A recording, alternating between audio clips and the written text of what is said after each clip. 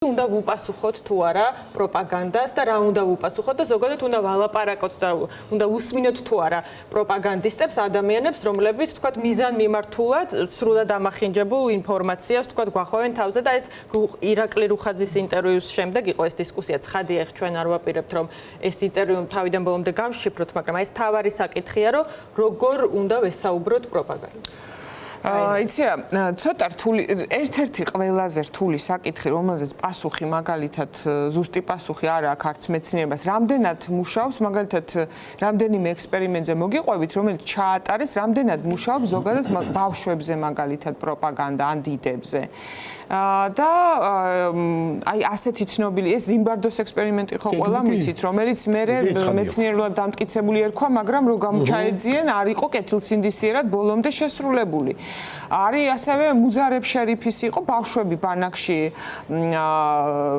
შეკრიბეს და მათი მიზანი იყო ეჩვენებინათ რა იყო ამ მეცნიერების აი მუზარებ შერიფი იყო წარმოშობით ებრაელი და მისი მიზანი იყო დაემტკიცებინა რომ ვერ ხსნიდა ჰოლოკოსტი როგორ შეიძლება დაემართოს მე-20 საუკუნეში ადამიანს და ამიტომ ქონდა ჯერ თეორია რომ ადამიანი ზოგადად აი ასეთი იბადება აგრესიული ძალიან დაუნდობელი და რომ ყველა ადამიანში არის აი ეს და როგორც კი ამ კულტურულ ნორმებიდან გაიყვან, ის ხდება საშინელი და რას ვერ ფიქრობდი, იცი დღეს რომ აი მოსამართლეებზე რო გვიყვირს ჩვენ რომ როგორ არის აი ისე რატო ვახსენებ მოსამართლეებს, აი მათი სახე, რომელზეც გიორგი ახობაძე ელაპარაკება ნული დედის სიკვდილზე კაცი არაჩვეულებრივი სიტყვა აი ზუსტად ხსენების მომენტში ვიყავი არაჩვეულებრივი სიტყვა რომელიც მიმართა და მოსამართლის სახე გახსოვს გეგონება ელაპარაკებოდნენ სხვა ენაზე და ამიტომ ამას რაღაც ახსნა ხო უნდა კონდესო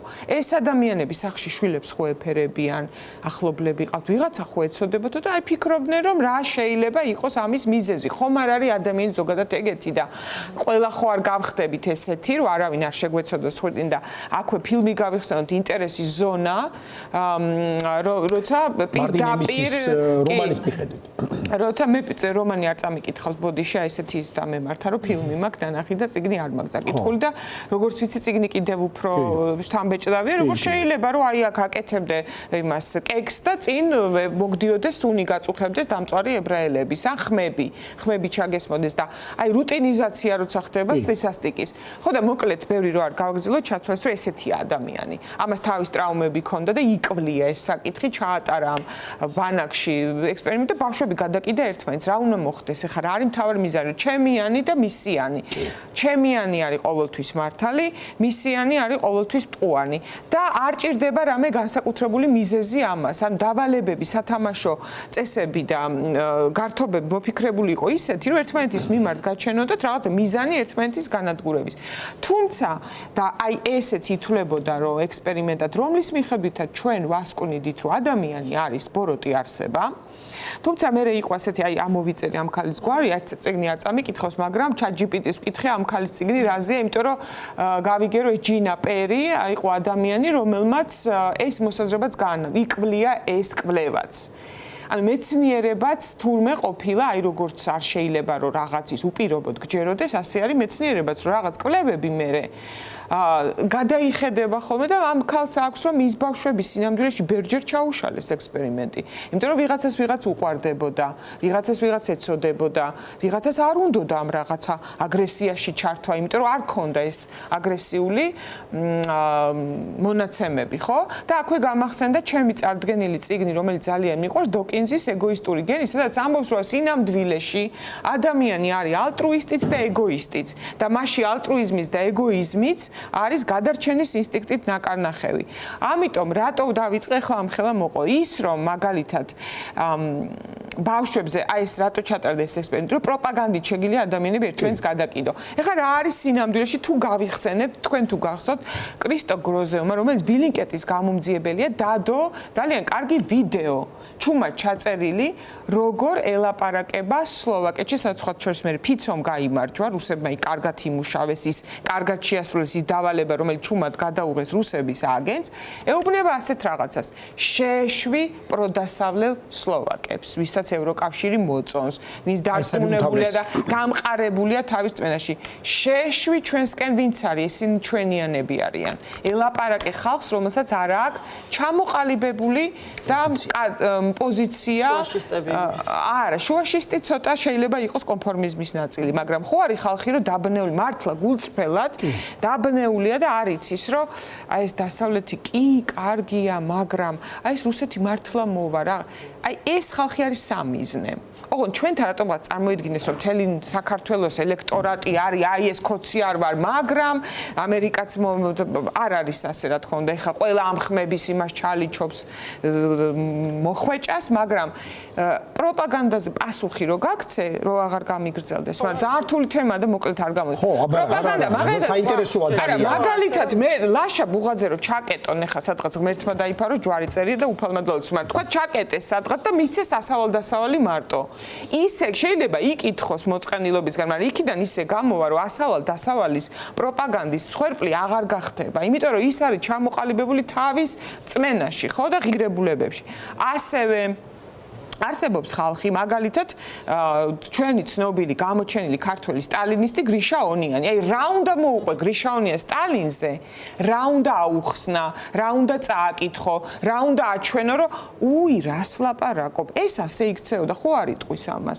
ამას ქვია თავის წმენაში გამყარებული ხალხი, ამ ხალხზე პროპაგანდა არ მუშაობს. მერე კიდე პროპაგანდის თავარი თვისება რა, ის უნდა რეზონირდებოდეს შენს უკვე ჩამოყალიბებულ შეხედულებებთან ან შენ მიდრეკილებებთან.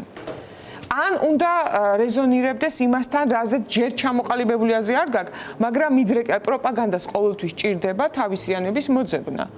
და ყოველთვის ჭირდება დაინახო მასში შენი თვითიდენტიფიცირების ნიშნების. მაგალითად, ფილმზე როზის 400 კაცი, ყველა ხო არ ტირის. მაგრამ არის რაღაც უნივერსალური ფილმები, რომელზეც ყველა ტირის, ზოგად ადამიანურზე. არის რაღაცები, როცა რესენტიმენტი უნდა გააღვიძო ადამიანში. მაგალითად, როგორ არ დავავიწყო წინა ხელისუფლება, ვის დაავიწყა წინა ხელისუფლება, ვისაც თქვა პირადი ტრავმა არ აქვს, ხო, პირადი და ზოგადი ტრავმა აქვს, მაგრამ იმეორებს პირადი ტრავმისზე მომუშავე ადამიანების მესიჯებს ისიც. პროპაგანდა მუშაობს ყოველთვის იმაზე, რას ისი მოსმენა ჩვენ გვინდა სინამდვილეში. ამიტომ რაციონალური ახსნა იმისი, რაზეც დისკუსია იყო, რომ რატო უნდა წავიდნენ ქოცები, რატო არანაირი პუტინის შემაკავებელი არ იყო, შეიძლება იყოს ბიძინა ივანიშვილი. და აი ასეთ პროპაგანდაზე პასუხი ჩვენ გვჭირდებოდა ხალხისთვის, რომელსაც აინტერესებს საქართველოში რა ხდება. იმიტომ რომ რამდენიმე კატეგორია არის ადამიანების, ვისაც არ უნდა რომ დაიჯეროს, რომ ბიძინა ივანიშვილის გამო არ არის ხა საქართველოში მშვიდობა. უკრაინა აკავე. უკრაინა არის მონსტრთან მებრძოლი დღეს. უკრაინა. ეს არის ერთადერთი რის გამოც და უკრაინას ამ დღეში ავიღეთ თუ იქნებოდა ჩვენც ახლა უკვე სხვა გადაცემა იქნებოდა აქ და სხვა რაღაცა მოხდებოდა, მაგრამ ამ ხალხს ვისაც ელაპარაკებიან იმედიდან მაგალითად არის რამდენიმე კატეგორია და უნდა განსაზღვროთ. მაგალითად აი იმედზე რომ მოყავთ ხოლმე ვიღაც სილიკონიანი ქალები და ლაპარაკობენ რომ ძალიან კარგად გრძნობენ თავს აი ამ გარემოში. ეს არის ფინანსური დაინტერესება, რომ მიყვე რამდენიმე სპიკერს, მაგალითად ბოჟაძეს რო ალაპარაკებენ, რომელსაც სკეიტბორდის ფედერაციაში 400,000 აძლევენ. ანუ ამ ხალხს ის კი არ ალაპარაკებს, რომ რაღაცის ჯერა. წმენა კი არ ალაპარაკებს. ამ ხალხს ალაპარაკებს სარგებელი ფინანსური და ეხლა შენ რამდენიც არ უნდა უხსნა შენ გამოდი ხარ სულელი მას რომ უხსნა რომ ესა მოდი ფინანსური სარგებელი კი არა სამშობლოზე არის მეორე კატეგორია როგორც თქვით რწმენაში შენ გინახი ეხლა მამან ესა მეფე მოდიში მეფე ნარიმანის მრევლთან რომ მიხვიდე ხა და პროტოპლაზმაზე ლაპარაკი დავწყო წამოვა იმ სადარბაზოდან და ხო ჩემი საყვარელი თემა იმიტომ რომ მითხარი ხა მორწმუნე ადამიანთან რომ ჩამოვდგე და ველაპარაკო რომ და მომიტანე მეთქი არგუმენტები ღმერთის არსებობისა იდიოტი არ ვიქნები მე. წვენაში გამტკიცებულ ადამიანს რო თხოვრო, რაღაცა შენ ის რას მეტყვის, იცი შენ მაჩვენე როდის ჩაიხედე მიკროსკოპში და დაინახე რომ მართლა არსებობს გენეტიკური კოდი. მეც ხო ვიღაცის ჯერა ვინც ამაზე მელაპარაკება. ანუ ჩვენ წვენაში შენი ღმერთი გყავს ბიოლოგიის. კი, რა თქმა უნდა. ოღონ მან ერთ შესწორება შევიდა ბოდიშის მოხდით. ყველა მერე მაინც რამე რო დაჭირდება ანტიბიოტიკის სვამს და კიდევ მეორე არის, რასაც არანაირი რწმენა ყველაფერს ანგრევს, ძალიან კაი მაგალითი წავიკითხე დღეს მაგაზე. არჩევანი რო იყოს, მაინც ამერიკასაც ლანძღავ გეზიზღება მასონებიც, მაგრამ დოლარი გირჩევნია რა. ასარჩევა თუ იქნება დაგილაგებენ ფულს, ყველა ის აი ბინძურ დოლარს იღებს. ხო, ნუ აი ეგ არის რაც და კიდე iPhone-ი მაგალითად. ეუბნებია რუსებს რომ იყიდეთ ჩინური და რუსული მანქანა და არა. iPhone-ი უნდა იმას, iPhone-ის რეკლამა არ გეგონოთ ზოგადად ვამბობ, რომ აი არის რაღაცეები, რაც არ უნდა ანტიპროპაგანდა შესთავაზო ხალხს არ უნდა, მაგრამ ისე ვიქმნივდივართ რასთან მერყევი საკითხები და მერყევი ხალხი. ხა დოლარი რო ურჩევნია ყველას ეს არ არის საკამათო, მაგრამ ჩვენ რომელი ცივილიზაციის ანტიცივილიზაციის ნაწილი უნდა ვიყოთ ცივილიზაციის, ეს ჩემთვის სიურპრიზი იყო რომ საკამათო გამხდარა. მაგალითად ადამიანები რომლებიც ამბობენ რომ ჩვენ ვართ პატარა ქვეყანა და იქ დიდი ბიძიები დაჯდებიან და აი ეს არის ჩემთვის ყველაზე საშიში რომ ყველანაირი თეორიული გაგებაც კი იმის რა არის კეთილსინდისიერება და ვაშკაცობა, რომ ეს არ უნდა ილაპარაკო, რომ მე ვიღაცა გადამივლის და ამიტომ მოდი დიდი ბიძიები ერთი არანორმალური და მეორე არანორმალური და მესამე და ვიღაცეები კიდე თუნდაც ნორმალურები დასხდნენ და გადაგვანაწილონ დროზე, რომ ვიცოდეთ, რომ ან იქით ვართ, ან აქეთ ვართ. აი ამის გაჟღერება მათი პროპაგანდისტული არხებიდან ვიზე მუშაობს იცი ვისაც თვითონაც ეზარება რომ კონდეს და დელეგირებას ახლა რას ნიშნავს ქვეყანაში მაგალითად ერთ-ერთი ინსტიტუტის იქნება ეს საპატრიარქო იქნება თუ ტელეკომპანია იმედი რომ მაგალითად დიდი ნდობა აქვს იცი პირდაპირ ნიშნავს რომ მოდი ვიღაცამ ჩემს მაგივრად იაზროვნოს ჩემს მაგივრად გადაწყვიტოს როგორ ვიყო და მე უბრალოდ ხანდახან მაცი ვარ ჩავანაცვლებ ტელევიზორით ფრაზებზე ეთყობათ ხოლმე ადამიანებს რას უსმენენ და რას იმეორებენ ჩვენს თავის დროზე რომ ვუკადრისობდი და ყველას იმაზე უნდოდა რა ქვია ფუკოზე ლაპარაკი მივხვდით რომ თუ არ დაუძახებ კანონს რაც შენ თუ არ დაუძახებ იმას აგენტების კანონს ისინი თვითონ სუგისწორებენ აი რუხაძესთან ინტერვიუში აგენტების კანონს გაუსწორა არაო ეს არის გამჭვირვალობის კანონიო აგენტების კი არა იცის იმან რუხაძემ ძალიან კარგად პროპაგანდისტია და იცის რომ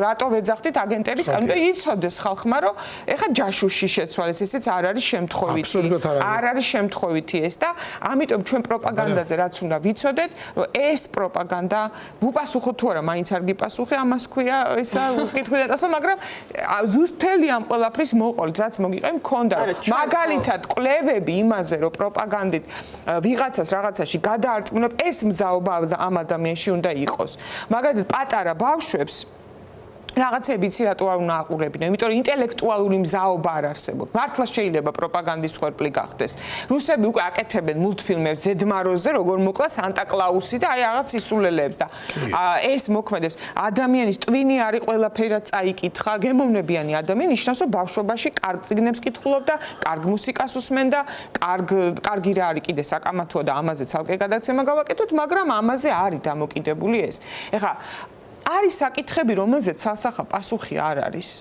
რომ ხო გეუბნება, რომ აი მიმიღონ მაშინ ნატოში. ამისთვის უკვე უნდა მოემზადო და პასუხი გასცე. მაგალითად, აი დათო სიხარუძე, ჩვენი ყოფილი ელჩი ეხა ამზადებს ამაზე ზუსტად, რომ თელ სოფლიოში არის გავრცელებული ტყუილი, ამაზე ამზადებს ვიდეოებს, ამის sapasუხოდ თელ სოფლიოში არის გავრცელებული ტყუილი, რომ თურმე ოდესღაც დასავლეთი დაპირდა პუტინს, რომ ნატოს არ გავაფართოვებ. და იმ ჩეთემ ჰაუსის კვლევა იყო, სადაც არაფერი მსგავსი დიალოგი არ ყოფილა. ეს არის ტყუილი და ამას როგორი ხალხი იმეორებს, იცი, ისტორიკოსები, პოლიტოლოგები, იმ პროცესების მონაწილეები, იმიტომ რომ ასჯერ რაღაცას რო იტყვი, მე გონია რომ მართლა მოხდა. აი ამ ადამიანებს მინდა ხა ლაშასთან რომ გავაგრძელო, რომ მოდიში რა გამიგრძელდა. აი არგუმენტებიც რომ აღარ ჭრის, ხო თქვა აი კამათის დროს ალბათ ჩვენს გამოგვიცდია რომ ადამიანი იმდენად არის ამ თავის პროპაგანდაში და თავის აზრებში დარწმუნებული რომ შენ თქვა აი რაციონალურად რაღაცას უხსნი, მაგრამ ის აღარ იღებს ამას. აი ამას რა უნდა დაუპირისპიროთ და თქვა ამ შემთხვევაში კომუნიკაცია როგორ უნდა განვაგრძელოთ. ხო, იცი რა არის? აზრი აღარ აქვს და უნდა შევეშვათ. ხო, საინტერესო შეკითხვა, მაგალითად, როდესაც არის ალბათ საჯარო დისკუსია, აი რა კი მაგალითად ავიღეთ ბატონი რუხაძის სტუმრობა რადიო თავისუფლებაზე, ხომ? ის არის ცალსახად პროპაგანდისტი, ხომ? და გარკვეული გზავნილები აქვს. საკუთარ თავს პოზიციონირებს როგორც ქართული ოცნების მხარეს აშკარად მხარედ და ყველა ის გზავნილი გაიმეორა, რომელსაც ავწევლებს პროპაგანდისტულად ქართული ოცნება, მაგრამ კეთისმინდა დავეთანხმო ის ჩვენ საუბრობდით ამაზე, ის ანუ უნდა გვესმოდეს რა არის პროპაგანდისტის მიზანი. მისი მიზანი იყო, მისი სამიზნე აუდიტორია არ ვიყავით ჩვენ. სამიზნე აუდიტორია იყო აბსოლუტურად დარწმუნებული ვარ ამერიკის შეერთებული შტატები. რუხაძე პლუს გარდა იმისა, რომ ქართულ ოცნებას, როგორც ქართულ ოცნებას ასე პოზიციონირებს საკუთარ თავს, ის ფორიაკობს, ის შფოთავს რომ დაასანქცირებენ თავისთავად ხდება გარკვეულ გზავნილებს, რატომ მივიდა რადიო თავისუფლებაზე და არ მივიდა სხვაგან. რატო ახლა გადაწყვიტა რომ ეს რაღაცა ახსარებები ამოთქვას და წავიდი ვითომ და სუბიექტური ანალიტიკა შემოგთავაზოს, მაგრამ ეს სხვა საკითხია. მეორე საკითხია, რამდენად უნდა ვისაუბროთ. ჩემი ძალიან მწირი გამოცდილები და რამდენად ვერ ვიქნებით ჩვენ. ძალიან რთულია პროპაგანდისტთან კამათი და შეუძლებელია, რომ პროპაგანდა არის ბრტყელი ყოველთვის, ბრტყელი, მაგრამ თუ კი აი რაც მქონია ასეთი გამოცდილება, ბევრი დიდი გამოცდილება არ მქონია, მაგრამ ყოველთვის ალბათ უფრო სწორია რომ ჩვენ ვესაუბროთ აუდიტორიას და არა პროპაგანდისტს. ანუ პროპაგანდისტი ხო თვითონ ვინც არის ზეგავლენის ქვეშ. ხო, ნუ იმედად მოქმედებს თქვა ადამიანის ემოციურ მდგომარეობაზე, რომ მე ვთქვა ეკეტება. ცხადია მოქმედებს, იმიტომ რომ გარკვეული ნიშნებით საუბრობს, პროპაგანდა საუბრობს ნიშნებით, კეთი მამაზე ისაუბრა და ესევე ძალიან მნიშვნელოვანი ფაქტორია მტრის ხატი, მნიშვნელოვანი ფაქტორია, როდესაც პროპაგანდა ორიენტირებულია პრინციპში მტრის გარეშე არ არსებობს მიზანი პროპაგანდის, ანუ მტრის ხატის და დეჰუმანიზაცია აქ არის უმნიშვნელოვანესი ასპექტი. ხატი უნდა იყოს და შეუდა გიადვილდებოდეს ხატი, მაგრამ ეს ხატი შემდეგ იქცევა რეალურ ეს ხატი ხატად, მაგრამ მე რეალურია ის ადამიანი, რომელიც რეჟიმის მსხვერპლია. დეჰუმანიზირება უნდა მოხდეს იმ ობიექტისა, რომელსაც ებრძვის რეჟიმი პროპაგანდის მეშვეობით, რა კი მე გაუადვილდეს მისი განადგურება, შესაძლო ფიზიკურადაც. ჯერ კიდევ ლენინური ასე თქვა ეგრეთ წოდებული აზრები და სხვადასხვა ვისაც მისი წერილები წაუკითხავს და ეს ისეთი რაღაც არის რადიკალური მისი პოზიცია პოლიტიკოსის, რომელსაც მორალი მისთვის ინსტრუმენტია, ის ამბობს პირდაპირ ხო რომ რატო არის საჭირო რომ რაღაცერად შევიძულოთ ინდივიდუალურად ჩვენი ოპონენტი იმისათვის რომ შემდეგ სოციალურად და პოლიტიკურად გავადადგუროთ ის მათ შორის ფიზიკურად. უამრავი მაგალითის მოყოლა შეგვიძლია სხვადასხვა რა ვიცი ტომები როგორ წაკიდებიან ერთმანეთს და სახელმწიფოები და თუნდაც მე-20 საუკუნის მაგალითები რამდენია, როდესაც რეჟიმი ქმნის მტრის ხატს, შემდეგ ქმნის მტერს, ადამიანს აბრალებს ყველაფერს, ყველა შემზარავ, რომ ის ვინც ამ პროპაგანდის მსხვერპლია, მან აღარ დაინახოს არაფერი ადამიანური, არაფერი ადამიანური აღარ დაინახოს იმაში, ვინც მიზნად ყავს ამოღებული რეჟიმს, ხომ? ანუ, როდესაც ვიღებ, არ ვიცი, ვიღაცას სუბიექტს ან ობიექტს და მასზე ვამბობ 1000 სისაძაგლეს, ეს ფინანსდება, ეს ჰიპერბოლიზდება წარმოუდგენელ მასშტაბებამდე და შემდეგ ადვილია მისი განადგურება. ანუ აღარ უნდა დავინახოთ ადამიანი, არამედ დავინახოთ ნეგატიური ცნება ადამიანის მაგივრად. ხომ? რომ იმისათვის რომ მე რეჟიმს ჩვენ დავუდასტუროთ მისი განადგურება. ეს ხდებოდა საბჭოთა დროს, ასე ექცეოდნენ დისიდენტებს, ასე ექცეოდნენ ყველა კარგ და წესიერ ადამიანს.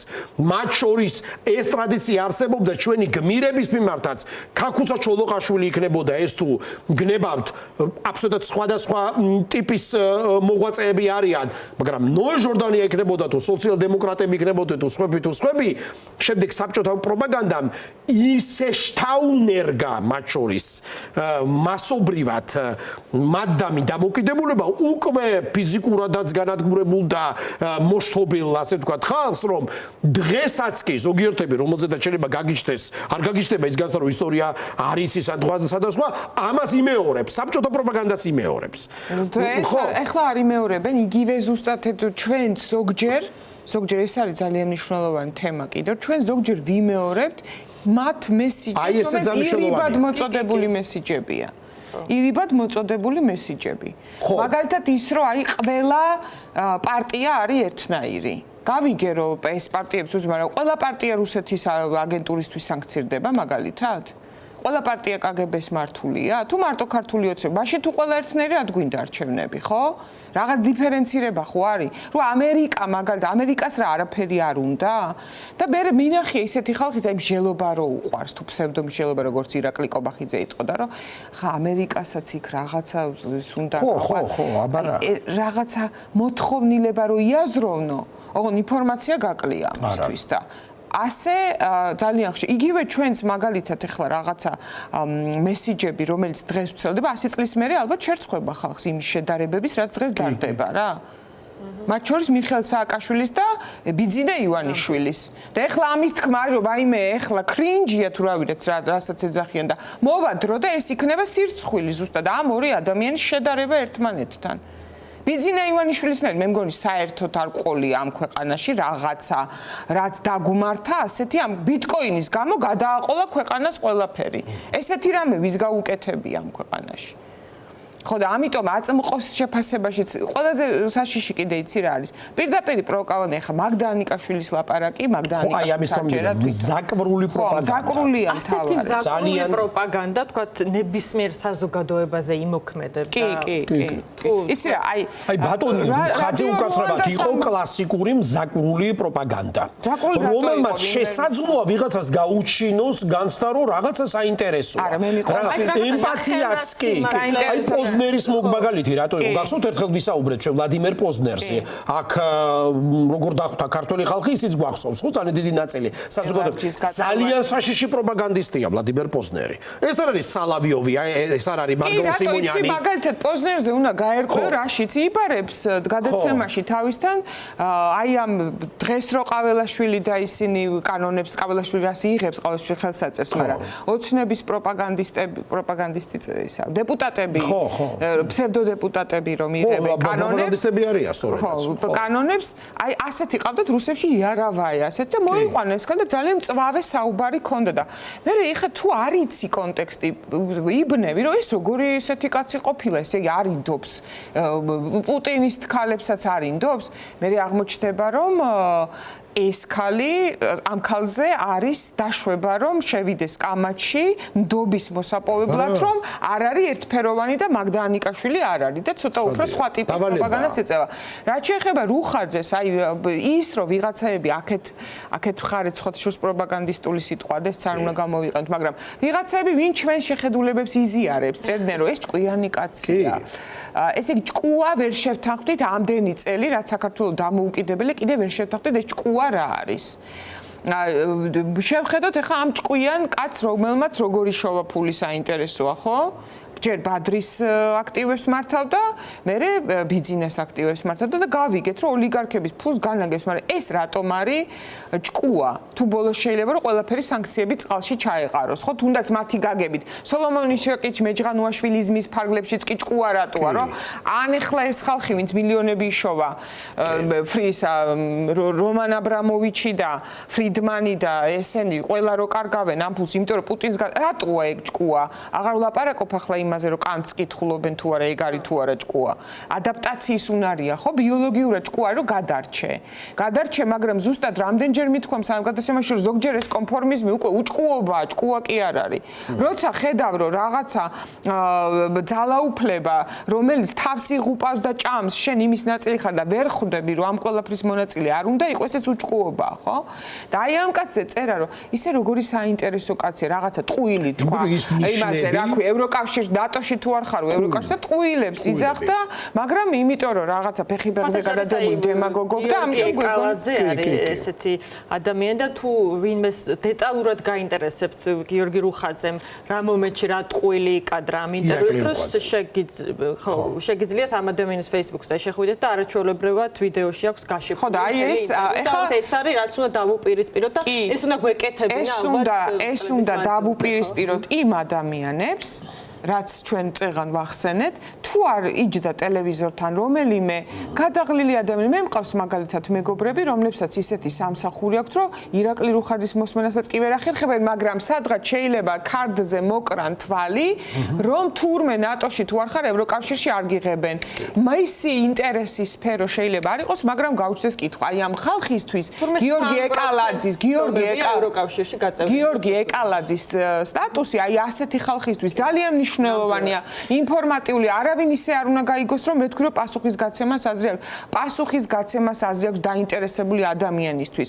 მაგალითად, მთელი დისკუსია იყო ბოროტების ბანალობა, რომ დაწერა ჰანა არენდმა, აიხმანი იდეალისტი იყო თუ ბანალური ჭანჭიკი, მაგრამ აიხმანს ეხა ესე ცოტა კრიტიკულად თუ შეხედავ, მე არასოდეს არ მინდა ჰანა არენდს კრიტიკულად შევხედო, მაგრამ ეს გეგმები რო ქონდა, რომ მოდი მადაგასკარზე ხო არ გადავასახლოთ, მოდი ზოგი პალესტინაში, რა შეიძლება იმ ადამიანს რაღაც მომენტში კიდევაც ჯეროდა, რომ რაღაცეები უნდა იაზრონოს კიდევაც და მარტო რუტინული საქმე კი არ აკეთოს, თავისი წვლილი შეიტანოს. იგივე რამდენი კვლევა ებრაელებისადმი ზიზღი ჰაერიდან ხო არ გაჩნდა. მაგრამ იცი რა ტიპის სიმართლე მიაბეს, რომ კაპიტალისტური წესრიგით ებრაელებმა ისარგებლეს მეტად, იმიტომ რომ ეს კიდე ცალკე საკითხი რატო ქონდათ მათ ეს დაგროვილი, აი ეს მიწის არარსებობის გამო რატო დაიგროვეს აბსტრაქტულ რაღაცებზე, ფულზე და ხელოვნებაზე ცოდნა, ხო? მაგრამ შენ რო ხედავ, რომ ვიღაცას ფული აქვს, ებრაელია, კიდე ფული აქვს ებრაელია და მე რას ვაკეთებ? აი ამ შენ და ის გაუკუღმართებულ და არასწორ კოგნიტურ იმაზე გამრუდებაზე კიდე გიშენე პროპაგანდას. ამიტომ ყველაზე საშიში არის ზუსტად რაზეც არის ზოგადად დამყნობილი, ასე ვთქვათ, რეკლამა, რაზეც არის აი ეს პროპაგანდისტული შეფარული მესიჯები, რაც უნდა ქვედა ფენაზე ჩანდეს, ხო? აი მაღაზიაში რო შედიხარ მაგალითად და წარწერები რო ძალიან წვრილად არის, რატო არ გიფიქრია, რომ აი რა გიფიქრია, რატო წერია წვრილად შემადგენლობა და გაფრთხილებები? რო ადგილი არ არის, რო აი დაგეს ეხლა ამოიღე ლუპა, კიდე თავიდან შეიძლება იფიქრო, ალბათ ადგილი არ არის ხა ყველაფერი დიდად დაწერო, ხო? მაგრამ სინამდვილეში აი რო შენი ქცევა უნდა იყოს შესწავლილი და ინფორმაცია არის ზუსტად ეგრე. კი, სადღაც მოძებნი Google-ის 256 გვერდზე, მაგრამ გააქვს ამის დრო. აი სასწაულის დაჯერება ხო უფრო ცოტა დროს მოითხოვს და ცოტა ანალიტიკურ უნარს, ვიდრე ეხლა რაც ამ ბიჭმა გააკეთა, ეს ხო ინტელექტუალური შრომაა. ჩვენ მას მადლობა უნდა უთხრათ, რომ ჩვენს მაგივრად დაჯდა და ფაქტ ჩეკინგი გააკეთა ამის. ანუ ჩვენ გაგვიკეთა ეს. ჩვენ გაგვამყარა ჩვენს არგუმენტებში. ოღონდ კოლექტიური იმედის მაყურებელი მაინც იტყვის, იმიტომ რომ იმას იმ მომენტში იმის ჯერა, რომ ირაკლი რუხაძემ ჩაუტარა მაგარი ლექცია ყველას.